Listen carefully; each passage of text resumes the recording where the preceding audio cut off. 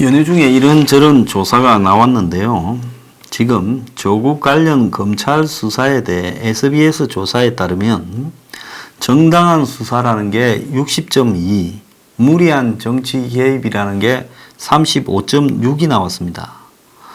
그래서 정당한 수사가 60.2고 이 검찰의 무리한 정치 개입이라는 게 35.6이면 무려 정당한 숫자라는 게 24.6%나 높게 나왔다는 겁니다. 자, 그리고 또 조국 임명해서 검찰 개혁이 어떻게 될 건가 물으니 잘 될 거다는 부분하고 잘 안 될 거다라는 부분으로 이렇게 나누어졌는데 전체적으로 잘 안 될 거라는 것이 16.3%나 더 높았습니다. 자, 이거는 뭔가 하면 정권이 저렇게 프로파간다를 해도 지금 조국 임명이 잘못된 거고 검찰 개혁이 잘 될 수가 없다라고 하는 이야기가 나왔고요. 또 SBS 여론조사에 따르면 이 문재인의 지지율이 45.1, 잘 못하고 있다가 51.6으로 이렇게 나왔습니다. 전체적으로 문의 지지율이요. 지금 내리막을 타고 있고 4월 달에 이후에 이제 일본의 이 반일 프레임으로 7월 1일 이후에 잠깐 반짝했습니다만은 조국이 생기고 난 이후에 반일 프레임은 대부분 사라졌습니다. 지금까지 문의 지지율을 떠받쳐 온 대부분이 북한 변수였는데요. 이 북한 변수에서 문의 역할이 거의 없어져 가고 있고 또 한편으로는 문에서 지금 중요한 지지율 하락의 원인이 경제 문제인데 이 경제 문제에서 여전히 소득주도 성장을 밀고 가면서 지금 한국 경제에 문제가 없다라는 입장을 견지하고 있습니다. 이에 반해 실제 현실에서는 자영업자나 소상공인이나 중소기업이 벼랑끝 위기에서 무너지고 있는 모습이 속출하고 있고 곳곳에서 자살이 지금 나오고 있습니다. 그런데 지금 조국 사태 이후에 지금 많은 숫자는 아니지만 여당을 지지를 철회한 중도층이 제법 있다는 겁니다. 국민들의 한 작게는 35 안팎, 많게는 한 40%까지가 지금 중도층이다라고 이야기를 하고 있고요. 민주당의 지지가 4, 5% 떨어지고 한국당의 지지가 한 3%쯤 올라간 것은 지난 한 너댓 달 전하고 비교해 봤을 때 확연한 이 추세기는 하다라는 겁니다. 그런데 이제 중요한 것은 이런 상황에서 이 문정권에 빠진 지지율이 한국당으로 그대로 오지 않고 있고 유보되고 있다라는 부분이 핵심인데요. 지금 많은 정치학자들이 이야기하는 것이 중도층이 늘어도 한국당은 안 가고 있다는 겁니다. 지금 민주당이 가면 갈수록 조국 구하려다가 그동안에 무슨 정의, 신뢰, 공정이니 무슨 평등이니 하는 진보의 가치를 다 놓치고 있다. 그래서 여건이 공감 부재 능력의 한계를 드러내고 있고 20대의 신뢰가 완전히 붕괴되어서 선거에 치명적이 될 거다. 그래서 가짜 사입이 진보라고 하는 기조, 강남 좌파의 실체가 드러나서 이제 촛불 정부라고 어디 가서 말을 하기도 어렵게 되었다. 이런 이야기들도 지금 보편적이 되고 있어요. 그런데 문제는 조국도 싫지만은 한국당도 싫다. 20대의 냉소주의가 이런 방향으로 흘러가고 있고 많지는 않지만은 30, 40대에서 빠진 사람들도 그런 입장을 견지하고 있어요.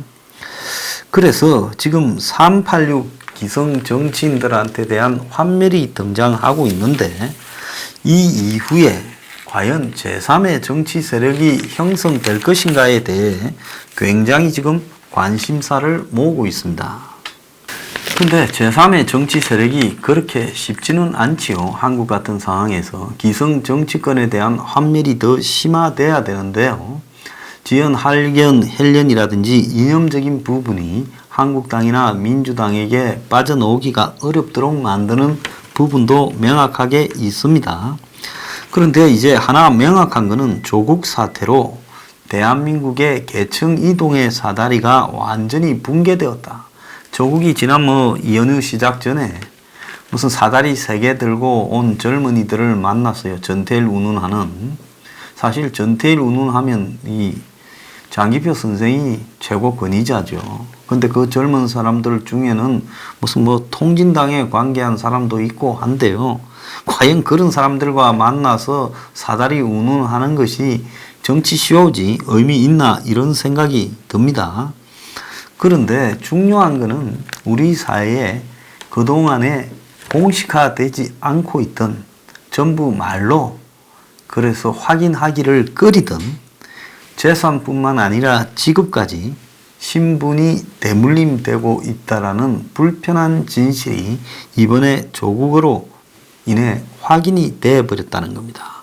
자, 붕어 가재도 행복한 개천 만들자 해놓고 지 자식한테만 온갖 인맥을 동원해서 화려한 스펙으로 깜도 안 되는 이무기를 갖고 용으로 만들어 주려고 했다는 겁니다. 근데 우리 사회에서 부모가 단순 노무직에 있을 때 그 자녀가 그야말로 전문직으로 갈 수 있을 확률이 얼마나 되느냐? 16%밖에 안 된다는 겁니다. 자, 이걸 보면 나머지 84%의 신분은 대부분 다 고착된다는 거죠. 자, 그래서 직업군을 보면 1군 직업, 입법공무원, 고위임직원, 전문직 등인데, 자, 이들의 자녀가 3군 직업, 서비스 종사자, 판매 종사자, 단순 노무 종사자가 되는 비율은 13%밖에 안 됐다는 겁니다. 자녀 1군의 자녀도 1군에 머무르는 게 32.3이고요. 자, 전체 이 조사 대상자 중에 1군 직업의 비중이 20%인데 이것보다 11.9%가 더 높았다는 거예요. 1군 자녀가 1군에 속해질 가능성이요.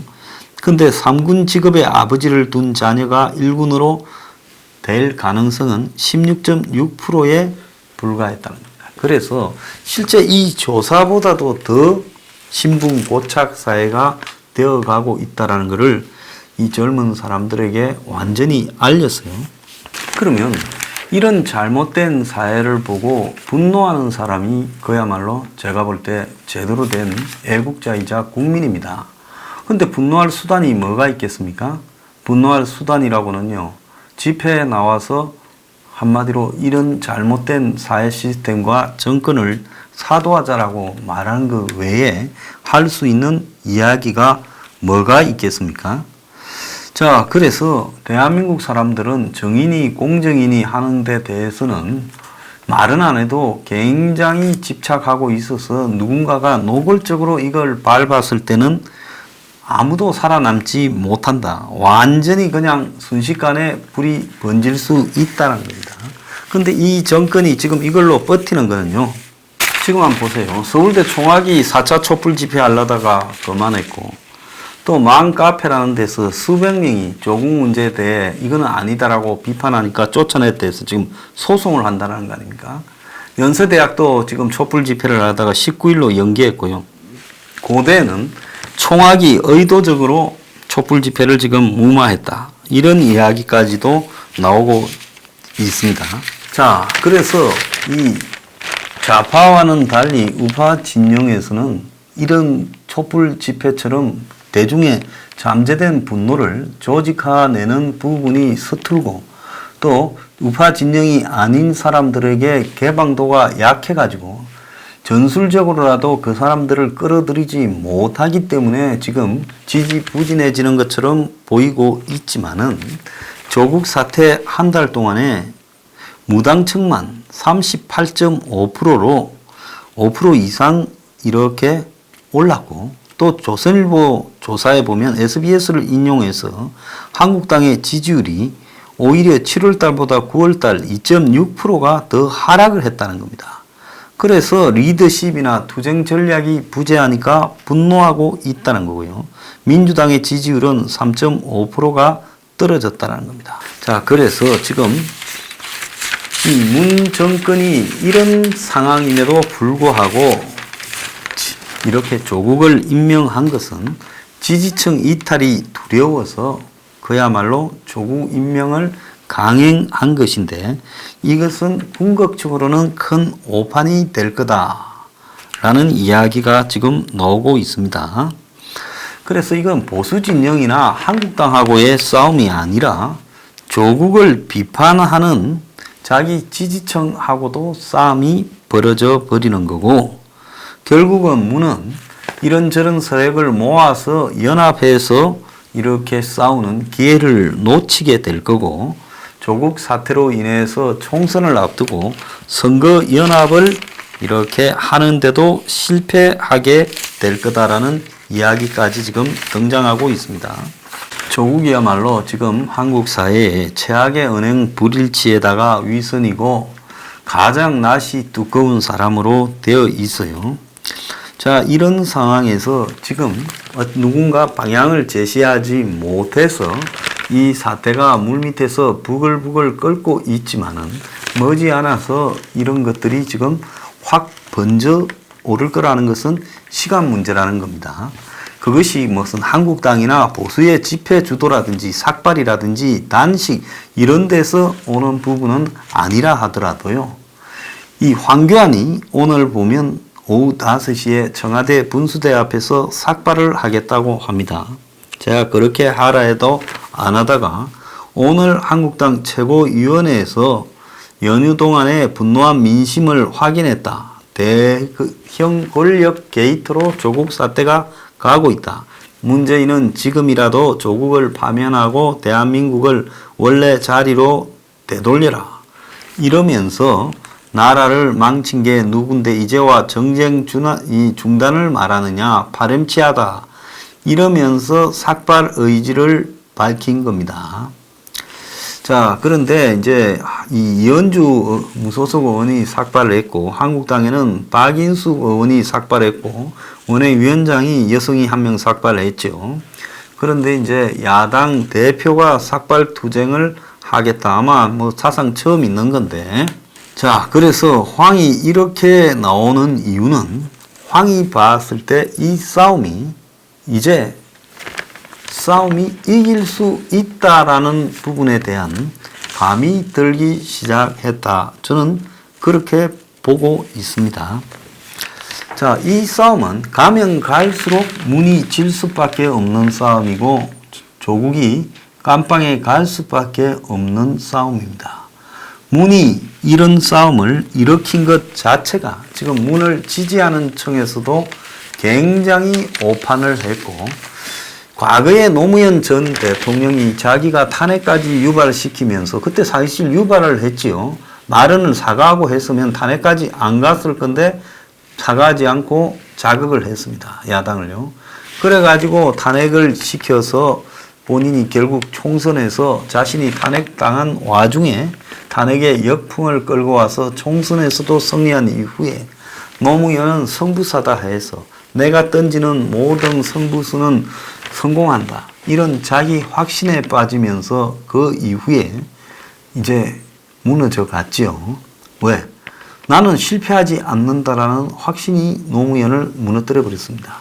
지금 문재인이 비슷한 부분이 지지층에 지나치게 의존하면서 그들이 여론을 조작하고 또 그 조작된 여론을 진심이라 믿고 이런 피드백 작용을 자기 스스로 해오면서 문 스스로도 이제 그야말로 자기 지지층이 확고하게 자기를 미니 그 지지층이 문은 40%는 넘는다라고 보는 겁니다. 거기에 반하면 한국당의 지지율은 20% 안팎에밖에 안 되고 나는 40%이니 내가 이것만 가지고 가도 이긴다. 이런 착각을 하게 된 거죠. 근데 지지층 내에서 지금 거대한 균열이 벌어지고 있고 지지층 중에 상당수가 지금 일단은 중도로 이탈해가는 현상이 벌어지면서 일부 조사에서는 민주당의 지지율이 30% 초반대까지 떨어지고 있습니다. 그런데도 불구하고 이 문은 몇몇 조사에서 항상 자기 지지가 45, 46, 47 나온다라는 것만 믿고 지금 밀고 가고 있는 거예요. 그러면서 무리한 일을 통해서 지금 검찰을 목을 베고 압박을 하겠다고 지금 밀어붙이고 있는 겁니다. 자, 이런 무리들이 결국은 국민들을 얼마나 자극하고 나중에 망가뜨릴 건가에 대해서 본인 스스로는 지금 조금도 생각을 못하고 있어요. 그런데 결국은 이런 것들이 머지않은 시기에 문으로 하여금 아마 자신의 지지 기반의 절반 이상이 붕괴되게 하는 원인이 되게 만들 거다라고 생각을 하고 있습니다. 지금 이걸 이탈해 갈 때는 한꺼번에 안 빠집니다. 실망한 계층부터 서서히 빠지고 있어요. 가면 갈수록 실망한 계층이 늘어날 거고, 이번에는 검찰이 조국을 지금 수사를 하고 있기 때문에 그것도 목숨 걸고 수사하고 있지요. 다른 사건들처럼 허지부지 해서 손혜원 사건이나 뭐 드루킹 사건, 뭐 버닝썬 사건처럼 덮여지지가 않을 거라고 보고, 나중에 검찰이 수사를 못하게 되면 양심 선언이라도 하고 끝낼 거라는 것은 기정사실인 겁니다.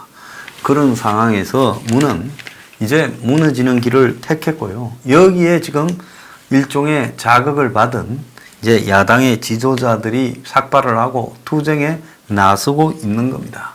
문은 이제 시간 문제일 뿐이지 이길 수 없는 싸움에 뛰어들었고, 결국은 스스로의 덫에 걸려서 무너져 갈 것은 틀림없습니다.